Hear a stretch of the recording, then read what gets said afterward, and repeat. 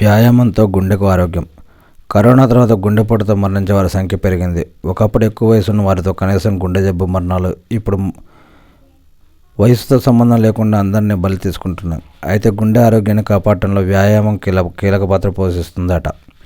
వ్యాయామం చేసేటప్పుడు శ్వాస వేగంగా తీసుకోవడం వల్ల రక్తంలో ఆక్సిజన్ స్థాయిలు పెరగడంతో పాటు గుండె ఊపిరితిత్తుల సామర్థ్యం పెరుగుతుంది అని, దీనివల్ల హఠాత్తుగా ఎక్కువ ఒత్తిడికి గురైన తట్టుకుంటాయని, వ్యాయామ సమయంలో విడుదలయ్యే కొన్ని రకాల హార్మోన్లను మనసులో ఒత్తిడిని తగ్గిస్తాయని, వ్యాయామం సమయంలో క్యాలరీలు బాగా ఖర్చయి బరువు అదుపులో ఉంటుందని, దీనివల్ల ఆరోగ్యానికి హాని చేసే చెడు కొలెస్ట్రాల్ పరిమాణం తగ్గడంతో పాటు మేలు చేసే మంచి కొలెస్ట్రాల్ పరిమాణం పెరుగుతుందని, ఫలితంగా గుండె కొట్టుకునే వేగం రక్తపోటు కూడా నియంత్రణలో ఉంటుందని, అందుకే క్రమం తప్పకుండా వ్యాయామాన్ని డైలీ లైఫ్లో భాగం చేసుకోవటం, రోజుకు కనీసం 30 నిమిషాలైనా వ్యాయామం చేయడం మంచిదని ఇక్కడ నిపుణులు చెప్తున్నారని వేటూ న్యూస్లో చూస్తున్నాం.